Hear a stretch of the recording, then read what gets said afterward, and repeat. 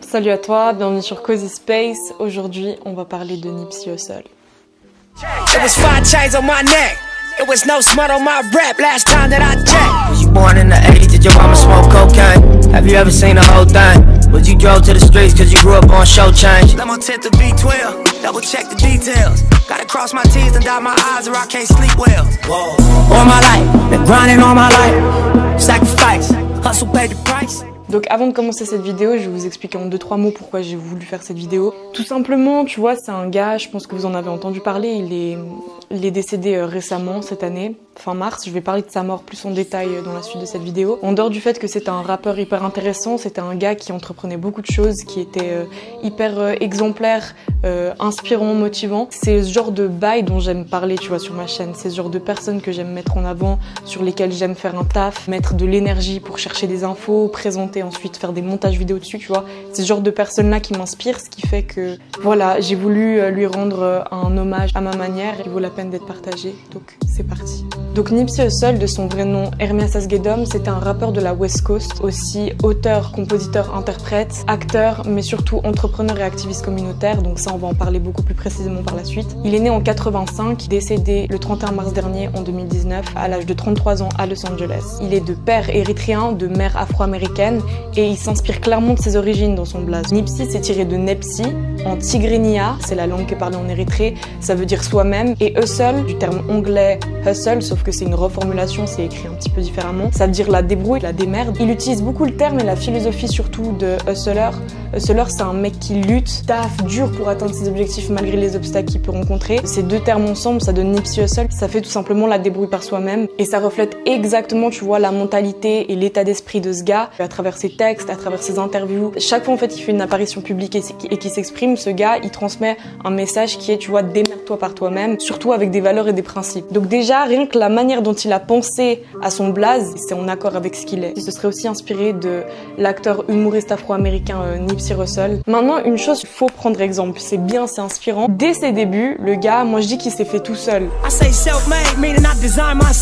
Dans le sens où bien sûr que t'es inspiré, puise de la force, tu vois, dans ton entourage, tes conseillers, etc. Il s'est fait seul dans le sens où il a pas signé ou il a pas collaboré avec des producteurs, des artistes qui étaient populaires pour pouvoir acquérir une certaine popularité. Il a commencé seul dans le sens où il a vendu sa voiture, il a vendu ses bijoux, il a vendu ce qu'il avait pour pouvoir s'acheter son propre matériel.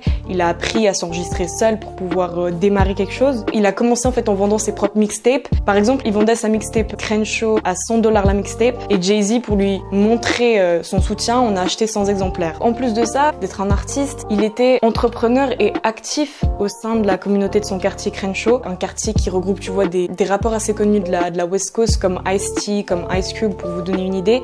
Et c'est également un terrain de jeu assez important entre les Crips et les Bloods, qui sont en fait deux des plus grands gangs à LA. Donc juste pour vous contextualiser la richesse de ce quartier et en même temps ce qui s'y passe, c'est un quartier qui regroupe énormément, tu vois, de talents, mais en même temps beaucoup de conflits entre gangs, etc. Qu'est-ce qu'il a fait Nipsey? Il a participé à ce que le musée Destination Crenshaw s'y établisse. Donc c'est un musée qui met en lumière l'art local. Il a également participé au Vector 90. Bon point, tu vois, pour essayer d'élever la jeunesse, de pousser, d'influencer au taf. Il a également ouvert son magasin de vêtements, de Marathon Clothing. En plus de la musique, le gars concrètement il créait des jobs. Point positif. Il avait aussi une façon de penser par rapport à l'argent qui était spécifique, il avait un slogan bien à lui. J'ai tiré deux passages dans deux de ses sons, mais il en parle, tu vois, régulièrement, dans un de ses sons notamment Killer et dans un autre de ses sons Blue Laces. Donc Killer il dit I keep my money coming in and never going out. I keep my money coming in and never going out. Et dans Blue Laces il dit All money in, no money out, that was my slogan. All money in, no money out, that was my slogan. Le gars il veille constamment à ce que l'argent rentre et sortent pas. Il avait une vraie mentalité de businessman. Il a appelé son propre label All Money In. Fais constamment rentrer de l'argent. Enrichis-toi, mais par contre, laisse jamais ton argent sortir pour n'importe quoi. En mode, faut toujours que ça rentre, jamais que ça sorte. On va parler quand même un peu de ses projets, tu vois, qu'il a sortis. Il a commencé avec son premier projet en 2005, Slow Son Boy Volume 1. Et à partir de là, chaque année, pratiquement, il a sorti constamment des mixtapes. Il a fait péter les mixtapes. jusqu'en 2018 où il a sorti enfin son premier album studio Victory Lap. Le mec il a attendu aussi longtemps pour pouvoir nommer un de ses projets comme étant un album. Il dit que jamais il a produit de projet en pensant qu'il allait faire une mixtape. À chaque fois dans sa tête c'était un album. On retrouve des feats avec Kendrick Lamar, avec YG, Puff Daddy. Il a été nominé aux Grammy Awards 2019 dans la catégorie des meilleurs albums rap. Cardi B qui a remporté le Grammy, mais il a quand même été nominé, le gars. Et d'ailleurs, par rapport à son album, il l'a nommé comme ça, comme si c'était la fin de quelque chose. Il a toujours su qu'il voulait donner ce nom, dans le sens où il a publié tellement de mixtapes qu'il voulait représenter la clôture de quelque chose, d'un projet qui a été terminé. Il boucle la boucle. Tu vois ce que je veux dire? Maintenant, on va passer à un sujet, tu vois, un petit peu plus sérieux concernant sa mort. Tout le monde en a entendu parler, personne n'a pu vraiment y échapper à travers les réseaux sociaux. Il a été tué par plusieurs balles, reçu au torse à la tête devant son magasin. Il trouvait un ami qui était sorti de prison et il voulait l'habiller avant qu'il revoie sa famille. Donc déjà là tu dis mon Dieu, il était plus dans une démarche de bienveillance, tu sais, il voulait venir en aide en plus à un de ses potes. Même la condition de sa mort, je la trouve dramatique, tu vois. Enfin bref. Il a été assassiné à un moment crucial de sa carrière, dans le sens où il était à un pic, au sommet de son art. Il avait enfin sorti son premier album studio, il avait été nominé aux Grammy Awards, donc bref, c'était vraiment un moment où il était enfin en train de récolter tout ce dont pourquoi il avait taffé. En ce qui concerne le tueur a été identifié par la police comme un soi-disant Eric Holder, âgé de 29 ans. Au début de l'enquête, on a pensé à un règlement de compte entre gangs parce qu'il faisait partie Nipsey Hussle des Rolling 60s. C'était un membre en fait des Crips. Mais un de ses associés, apparemment Herman Douglas, a affirmé qu'il y avait eu une discussion qui avait mal tourné et que le gars en fait il serait parti et il serait revenu lui tirer dessus quoi. Ce serait plus lié à un règlement de compte personnel qu'à un règlement de compte entre gangs. Le gars il a été inculpé pour meurtre et il risque la prison à vie. Maintenant, moi je voulais parler d'un truc plus deep. Si on va chercher un petit peu derrière toutes ces informations, il y a une théorie, tu vois, qui tourne. Théorie du complot. Quel est mon état d'esprit me concernant? Je suis apte à y croire, dans le sens où t'as qu'à regarder en arrière dans l'histoire. Tu peux remarquer le nombre de complots qui ont été organisés. La CIA, tous les complots qui ont été organisés, le KGB, etc. Ça, c'est pas nouveau, ça date depuis très longtemps. Je laisse tout le temps une part de doute. Je garderai ça dans un coin de ma tête, tu vois. On n'est jamais sûr de rien dans la vie. Nipsey Hussle, il était en train de préparer un documentaire sur le Dr Sebi, un gars dans les années 80 qui avait affirmé avoir découvert un remède contre le sida et contre d'autres maladies bien graves aussi qu'on définissait comme incurables. My mother knew they were coming.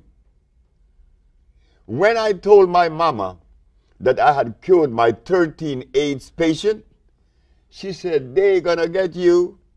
They're gonna get you." C'est un gars qui travaillait avec des remèdes naturels, holistiques, organiques, des méthodes de travail complètement opposées aux méthodes occidentales et à l'industrie pharmaceutique. C'était un ennemi d'une des plus importantes associations de médecins et d'étudiants en médecine des États-Unis.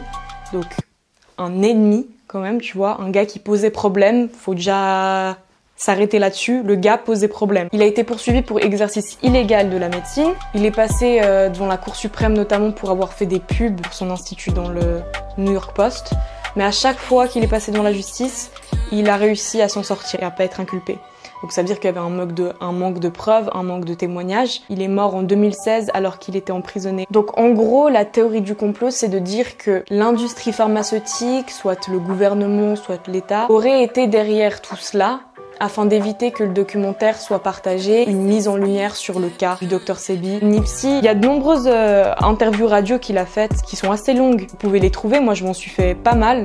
Et franchement, elles étaient toutes trop intéressantes. Il prenait les remèdes du Dr Sebi parce qu'il avait rencontré sa femme. Et il suivait une cure du Dr Sebi, quoi. Et apparemment, ça fonctionnait bien. D'ailleurs, petite parenthèse aussi, les gars, genre, vous pouvez aller regarder un reportage Netflix que j'ai regardé, c'est Heal. C'est l'impact de l'esprit sur la guérison de maladies auto-immunes. C'est importante comme le cancer. Ça évoque justement plein d'aspects contraires à l'industrie pharmaceutique et qui fonctionnent pour certaines personnes. Et tu remarques en fait que à chaque fois que de toute façon tu t'opposes ou t'as une vision différente de la ligne tracée par l'industrie pharmaceutique qui est de suivre leur traitement, prendre leur médoc, etc. Tu vois souvent que ces personnes-là, elles posent problème. Même j'avais regardé un documentaire sur l'alimentation et après il parlait de cancer et des médicaments et tout de suite ça posait problème, quoi. Les entreprises veulent pas accorder d'interview, ils veulent pas rentrer plus en détail dans les trucs, donc tu vois que ça pose problème et qu'il y a un truc qui bug. Quand tu poses les questions qu'il faut pas, tu sais, ça dérange tout de suite. Et s'ils avaient vraiment rien à se reprocher, rien à cacher, ça devrait pas déranger, poser problème ou installer une gêne.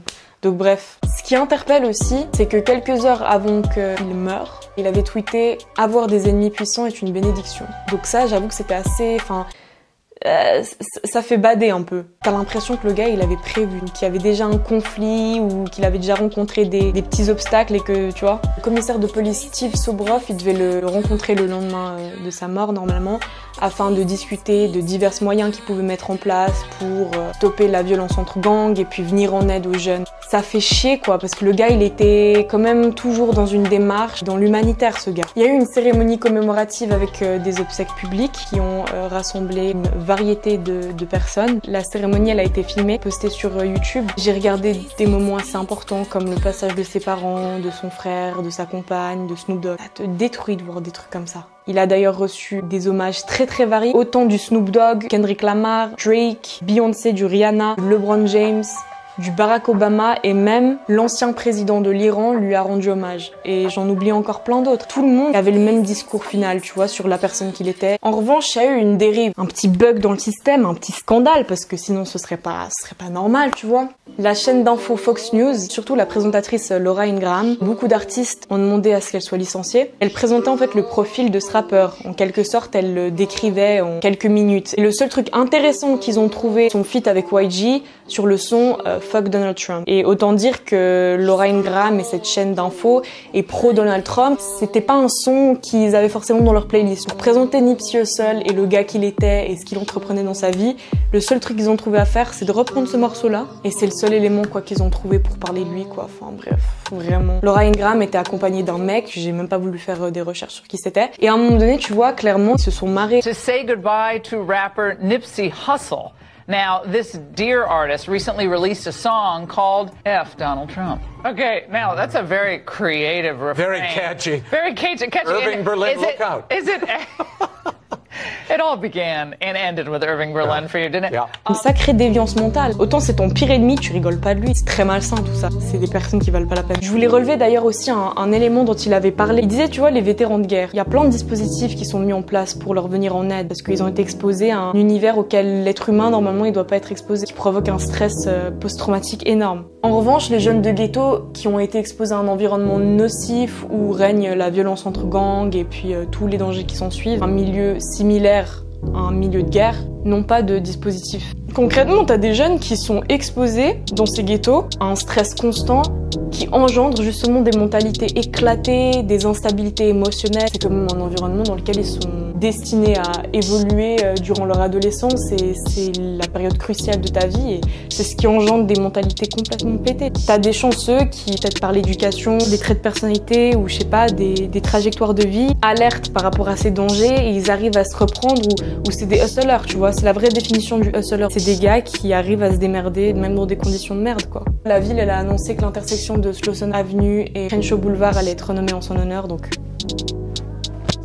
ça fait plaisir. Voilà, donc en gros, moi j'aimerais juste terminer sur une petite leçon de morale, autant pour moi que pour n'importe qui. Même si t'as des gens que t'as envie de buter, des personnes qui mériteraient qu'on leur pète la gueule une bonne fois pour toutes, le meilleur des moyens pour évoluer, tu vois, tout au long de ta vie, c'est d'essayer de te canaliser, d'appréhender les choses de manière différente. Essayer d'être plus intelligent que répondre par la violence. Vraiment les gars, essayons de nous développer, de pas être dans la réaction constante. Je pense que la meilleure des armes, tu vois, c'est de répondre par la non-violence aux choses. La seule forme de violence qui doit être tolérée, la seule guerre qui doit être menée, tu vois, c'est la guerre envers toi-même. Tu fais en fait ton auto-djihad. Et c'est genre de lutter contre tes vices, tes trucs, etc. Tes montées de haine et tout ce qui s'ensuit. Mais exprime pas forcément cette violence envers autrui parce que tu te rabaisserais. Les gars, la violence, ça sert à rien. Parce qu'au final, mec, si c'est après ton frère qui se fait buter ou ta mère, c'est la même souffrance.